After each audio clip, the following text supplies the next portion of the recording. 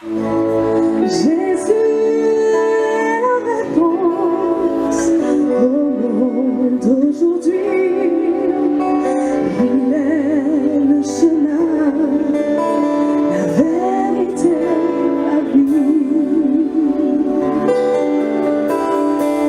Si tu as des questions qui n'ont pas de solution, tu te sens découragé, tu n'es pas en paix. Prisonnier de ton passé, tu ne peux pas s'oublier. Pourtant, tu le sais bien, Jésus est le chemin.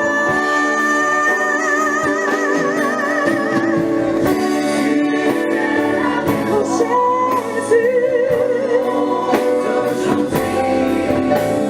il est le chemin, la vérité.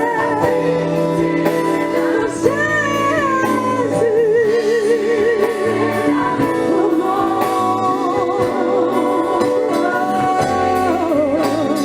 il est le chemin, la vérité, la vie. Bonjour à toutes et à tous. Que la grâce et la paix vous soient données de la part de Dieu, notre Père, et du Seigneur Jésus-Christ. Bien-aimés, je suis heureux de pouvoir partager avec vous ces quelques paroles. Je vais rester dans le contexte de l'actualité et on va parler d'un mot. En ce moment, le mot le plus prononcé après Corona-19 et bien sûr virus, c'est le mot confinement. Et bien sûr, reconfinement. C'est l'un qui a amené l'autre. En effet, s'il n'y avait pas eu Corona, il n'y aurait pas eu confinement. Donc tout un chacun peut comprendre le bien fondé de cette situation de confinement et par conséquent s'armer de patience en attendant que Dieu mette, comme on dit, un holà dans cette affaire. Bien-aimés, nous qui sommes dans la foi, nous savons ce que cela veut dire, se confier en l'Éternel. Nous lisons dans Lamentation 3,25 « L'Éternel a de la bonté pour qui espère en lui, pour l'âme qui le cherche. Il est bon d'attendre en silence le secours de l'Éternel. » Oui, quand j'ai dit la foi, ce n'est pas une foi puérile qui nous pousse à agir d'une manière déséquilibrée. Nous savons que la population mondiale aspire à retrouver sa pleine liberté et ça se comprend. Parlons de quelqu'un qui a connu pire que le confinement. Il a connu l'emprisonnement. Quoique parmi les synonymes de confinement, on trouve emprisonnement. Mais pour lui, ce n'était pas, on va dire, le même cas de figure.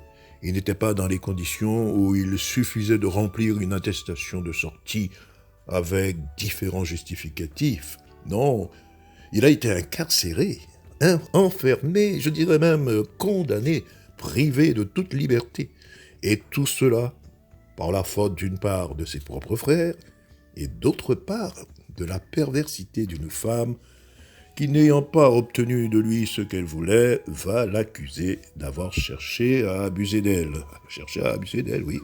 Donc le voilà en prison pour une faute qu'il n'a pas commise. Là, je sais que vous avez compris de qui il s'agit, n'est-ce pas ? Mais pour bien situer les choses, il faut remonter bien plus en amont de l'existence de Joseph, car il s'agit de lui. Je résume.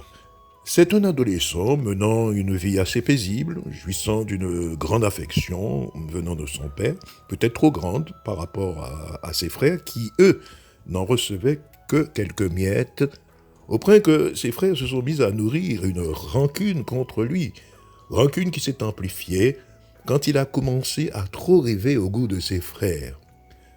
Au fait, ce n'était pas tant le nombre de rêves qui causait problème à ses frères, mais plutôt le contenu de ces rêves. Ils avaient compris, en l'écoutant relater ce contenu, que le petit frère allait dominer sur eux. Alors le ressentiment a été poussé à son paroxysme. C'est ainsi qu'ils vont profiter d'une occasion qui s'est offerte à eux. Cette occasion pour chercher à purement et simplement éliminer leur jeune frère. Jacob était à milieu de se douter qu'en envoyant Joseph s'enquérir sous l'état de ses frères qui gardaient le troupeau dans un champ éloigné, qu'il offrait cette occasion inespérée à ses fils.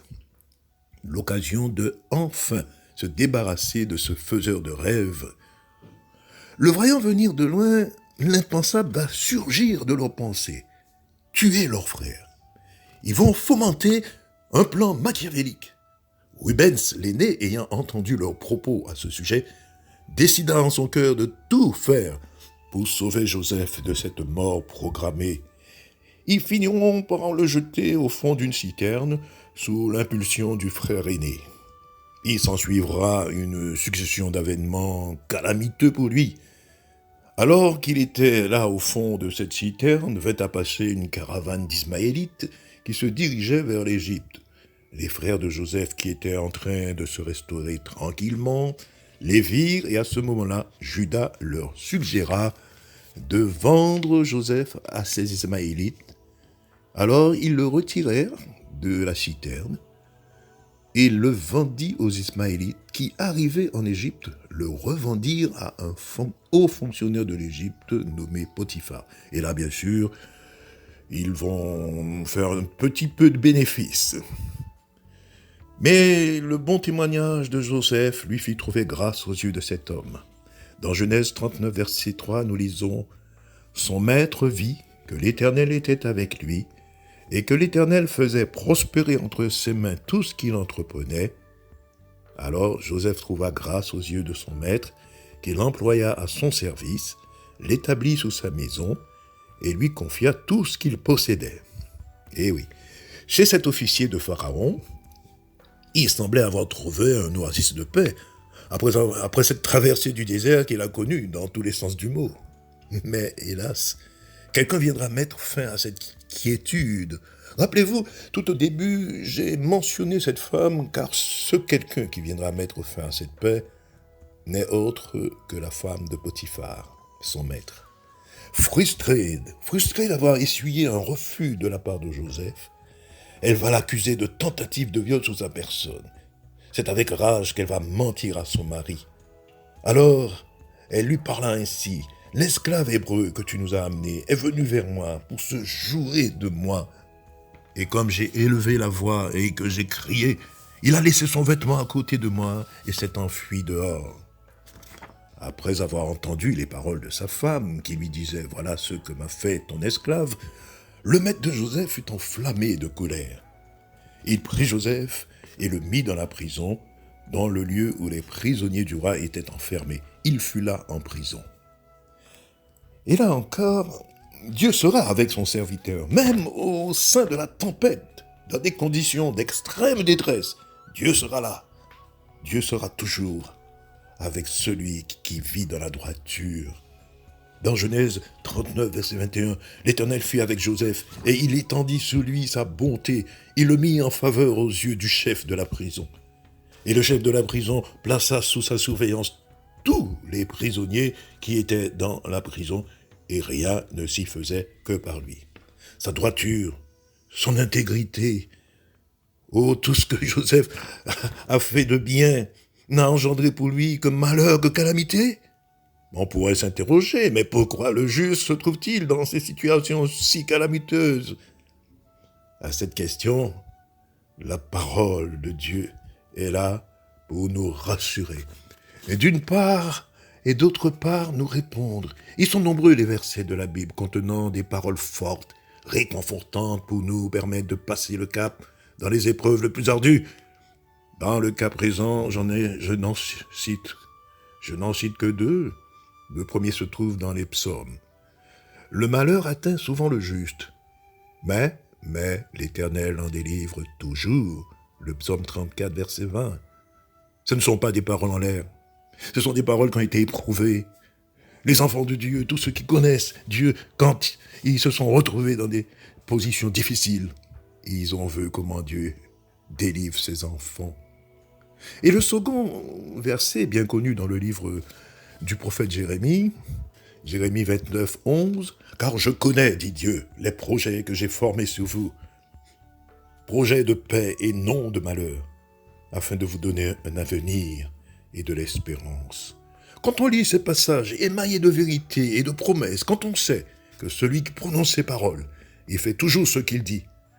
Alors ces paroles galvanisent notre foi en ce Dieu tout-puissant, car il met un point d'honneur à accomplir sa parole. Il dit à Jérémie, « Je veille sous ma parole pour l'exécuter. » Dans la version parole de vie, il est écrit, « Je veille à réaliser ce que j'ai dit. » Oui, ces paroles de Dieu sont actives, elles se réalisent dans la vie de ceux qui espèrent en l'Éternel. Pour Joseph, nous le savons, il était en prison, victime d'une injustice, provoqué par un mensonge, mais Dieu avait un plan glorieux pour lui. À plus forte raison pour toi, pour l'Église, qui n'est pas dans une situation aussi calamiteuse que celle de Joseph. Dieu a un plan, et tu peux le répéter, tu peux le chanter même, Dieu a un plan. Dieu, dans tout ce qui se passe, Dieu permet les choses parce qu'il a un plan. Dans ce confinement que nous connaissons, dans ces moments difficiles, Dieu a un plan glorieux. Alors sachant cela, nous pouvons dire comme l'apôtre Paul, nous savons du reste que toute chose concourt au bien de ceux qui aiment Dieu, de ceux qui sont appelés selon son dessein. Permettez-moi de vous le lire dans la version Parole vivante. Nous savons du reste que les intentions bienveillantes de Dieu sont à l'origine de tout ce qui nous arrive. Dieu fait concourir toutes choses au bien de ceux qui l'aiment, car c'est conformément à son plan qu'ils ont été appelés au salut. Oui, Dieu va mettre son plan en marche. Il y a le temps de Dieu, cela dure le temps que cela dure, mais notre Dieu, il agit. Nous lisons dans le livre de l'Ecclésiaste, il fait toutes choses bonnes en son temps. Même il a mis dans leur cœur la pensée de l'éternité, bien que l'homme ne puisse pas saisir l'œuvre que Dieu a fait du commencement jusqu'à la fin. Tous les malheurs, toutes les péripéties de Joseph ont commencé avec des rêves, et c'est avec des rêves que Dieu va mettre en exécution un merveilleux plan de délivrance. Nous lisons dans Job 33, verset 15, « Il parle, c'est Dieu qui parle, il parle par des songes, par des visions nocturnes, quand les hommes sont livrés à un profond sommeil, quand ils sont endormis. » Oui, quand ils sont endormis sur leur couche, et c'est de cette manière que Dieu va s'adresser à Pharaon. Pharaon fut appelé Joseph, on le fit sortir en hâte de prison, il se rasa, changea de vêtements et se rendit vers Pharaon. Pharaon dit à Joseph, j'ai eu un songe. Eh oui, Pharaon a eu un songe, un terrible songe. Personne ne peut l'expliquer, dit-il, et j'ai appris que tu expliques un songe après l'avoir entendu. Joseph répondit à Pharaon en disant, ce n'est pas moi, c'est Dieu qui donnera une réponse favorable à Pharaon. Et c'est là que le plan de Dieu vraiment se met en marche. Dieu, il agit. Il y a le temps de Dieu, je le répète. Pharaon dit alors à Joseph, dans mon songe, voici je me tenais sur le bord du fleuve, et voici 7 vaches grasses de chair et belles d'apparence montèrent hors du fleuve et se mirent à paître dans la prairie. 7 autres vaches montèrent derrière elles, ces vaches maigres, fort laides d'apparence et décharnées. Je n'en ai point vu d'aussi laides dans tout le pays d'Égypte. Les vaches décharnées et laides mangèrent les 7 premières vaches qui étaient grasses. Ah, c'est terrible de voir ça dans un songe. Elles les engloutirent dans leur ventre, sans qu'on s'aperçût qu'elles y fussent entrées. Et leur apparence était laide comme auparavant, et je m'éveillais. Ah là là, quel rêve! Je vis encore en songe 7 épis pleins et beaux qui montèrent sur une même tige. Et 7 épis vides, maigres, brûlés par le vent, brillant, poussèrent après eux. Les épis maigres engloutirent les 7 beaux épis. Je l'ai dit au magicien, mais personne ne m'a donné l'explication. Joseph dit à Pharaon, « Ce qu'a songé Pharaon est une seule chose. Dieu a fait connaître à Pharaon ce qu'il va faire. » Joseph répondit au roi d'Égypte, « Tes 2 rêves ont le même sens. Dieu te dit ce qu'il va faire. » Qu'est-ce que Dieu a voulu que Pharaon sache? Eh bien, il veut que Pharaon sache que les choses vont changer Il y aura de l'abondance due à une activité intense, et ce, pendant 7 années.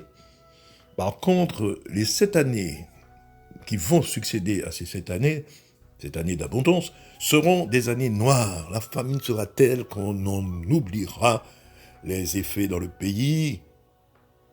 Les 7 années d'abondance,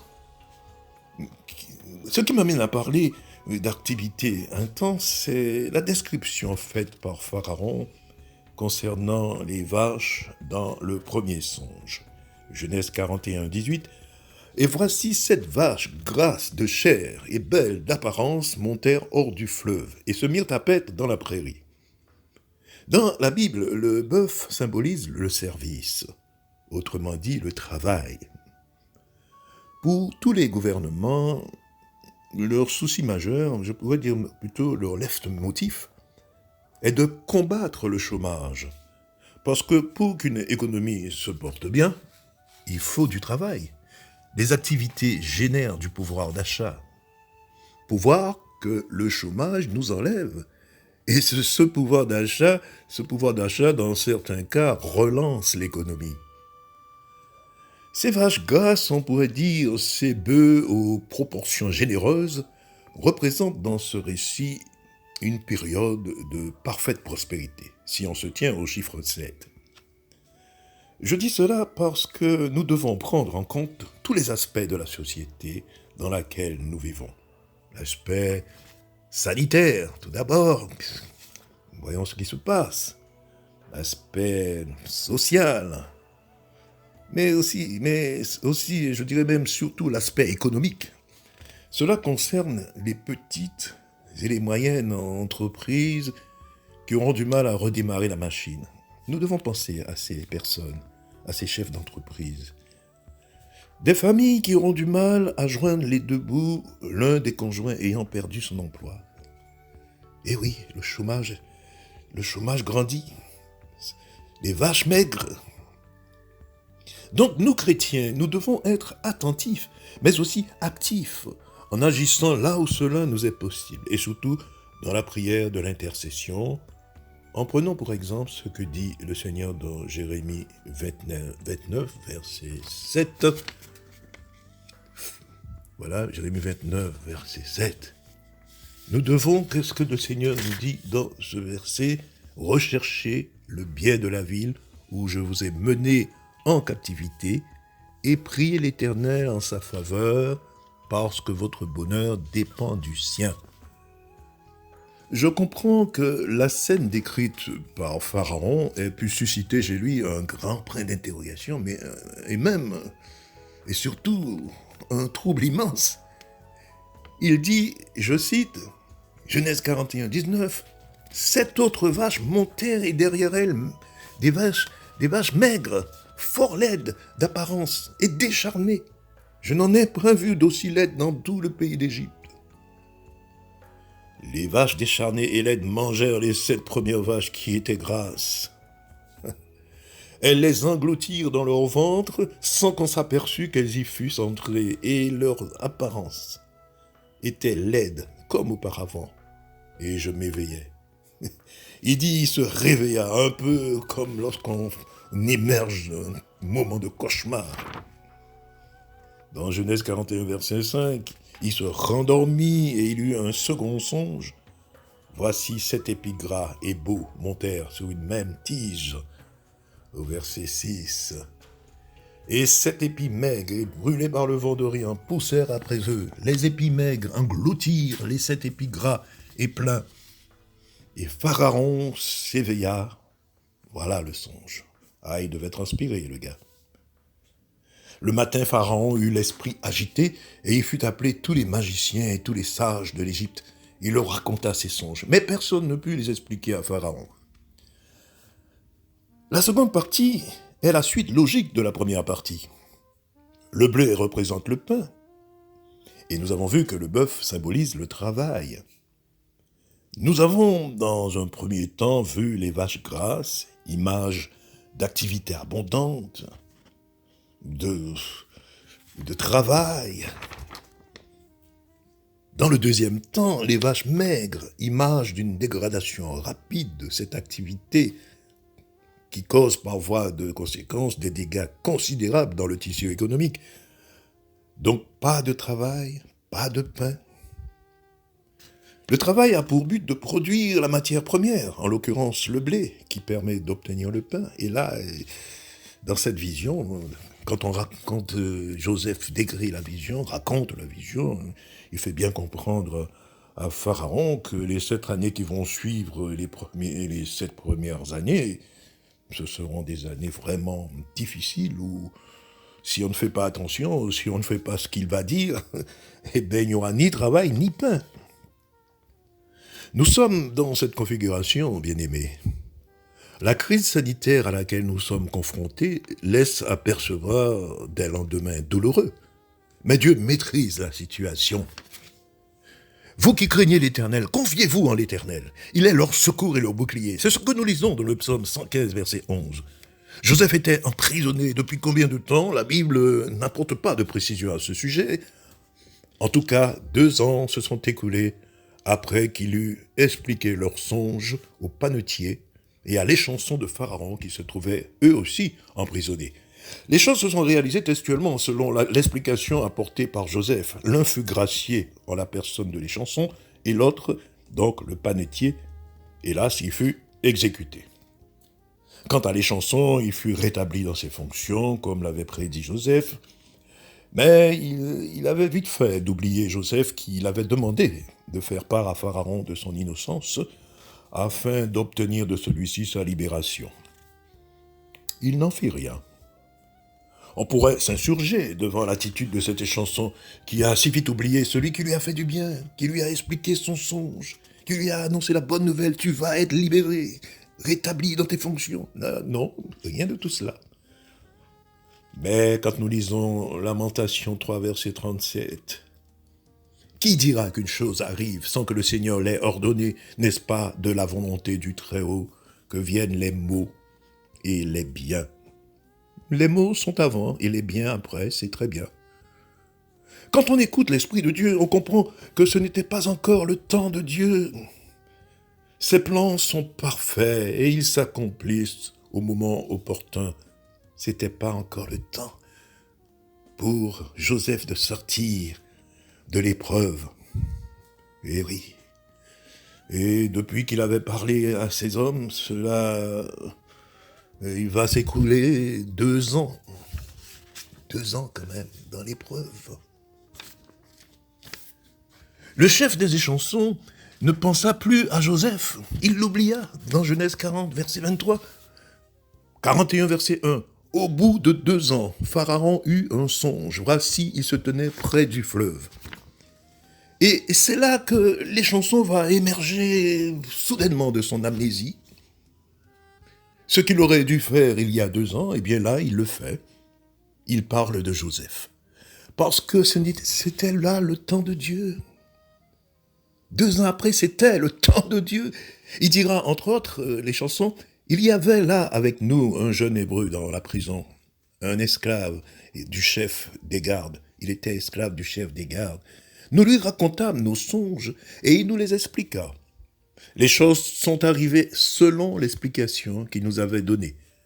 Pharaon me rétablit dans ma charge et il fit pendre le chef des panetiers. Pharaon fut appelé Joseph. On le fit sortir en hâte de prison. Il se rasa, changea de vêtements et se rendit vers Pharaon. Il y a une fois ce que j'ai relevé.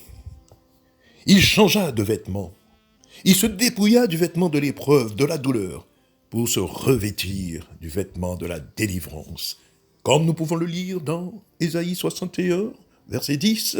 « Je me réjouirai en l'Éternel, mon âme sera ravie d'allégresse en mon Dieu, car il m'a revêtu de vêtements du salut. Il m'a couvert du manteau de la délivrance, comme le fiancé s'orne d'un diadème, comme la fiancée se pare de ses joyaux. » Oh oui, pour Joseph, quand il est sorti de cet emprisonnement, ce fut pour apporter des réponses et des solutions à l'Égypte. L'Égypte qui symbolise le monde, le monde sous lequel planait le spectre de la famine et de la mort. Mais l'Éternel le Tout-Puissant, je le répète, a toujours un plan de salut, qu'il met en exécution autant qu'il fixe par sa propre autorité. Dieu est là, Dieu est là, et ça ressemble, n'est-ce pas, à ce moment de confinement, et nous savons que les choses vont aller mal, mais avec Dieu, les choses vont aller bien. Alléluia. Car voilà Joseph, revêtu de salut, comme nous l'avons lu dans le verset 10 du chapitre 61 d'Ésaïe. Et comme Joseph, l'Église doit sortir de cet enfermement, de ce confinement, avec les solutions de Dieu pour le pays, pour le monde. La solution, nous le savons, c'est Jésus, le pain du ciel, celui qui multiplie le pain, celui qui a choisi de prendre naissance en tant qu'homme à Bethléem. Bethléem qui signifie maison du pain. Oh, les choses peuvent paraître longues, bien-aimés, mais soyons patients et soyons confiants. Mes frères, regardez comme un sujet de joie complète les diverses épreuves auxquelles vous pouvez être exposés. C'est ce que nous lisons dans Jacques, chapitre 1, verset 2. Et au verset 3, il dit « Sachant que l'épreuve de votre foi produit la patience. Mais il faut que la patience accomplisse parfaitement son œuvre, afin que vous soyez parfaits et accomplis, sans faillir en rien. » Et rappelez-vous, l'Église n'est pas un problème pour le monde, mais l'Église, c'est la solution pour le monde. Et non, Joseph n'était pas un problème pour l'Égypte. Joseph était la solution pour l'Égypte. Parce que lorsque Joseph a décrit ce plan économique à Pharaon, c'était le salut qu'il amenait pour l'Égypte et pour tous les pays aux alentours. Oui, rappelez-vous, Joseph portait la tunique multicolore, symbole de l'affection du Père, qui est devenu plus tard le vêtement de la discorde, de la rancune.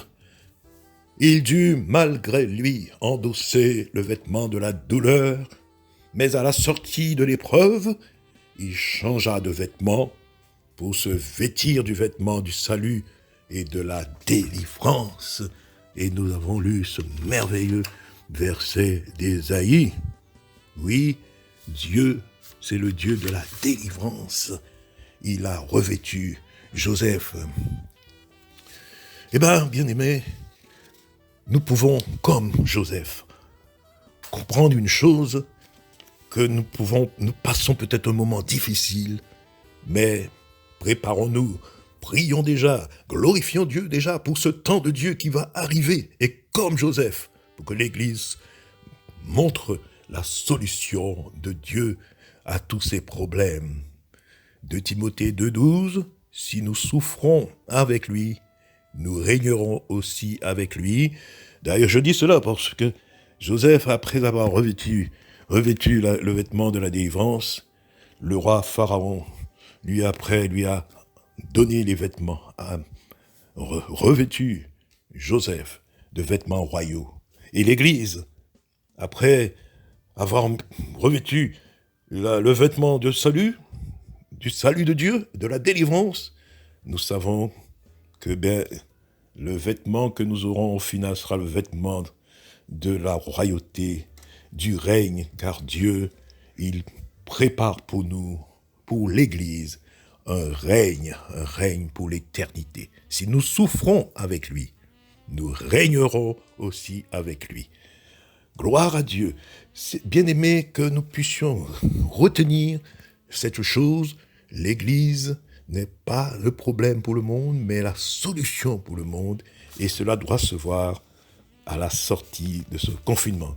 Que l'Éternel nous permette, pendant ce temps de confinement, ce temps un peu difficile, où on ne peut pas parler vraiment de pleine liberté, que l'Église reste dans la foi, se fortifie comme nous l'avons lu, et que le nom de l'Éternel soit élevé au nom de Jésus. Amen.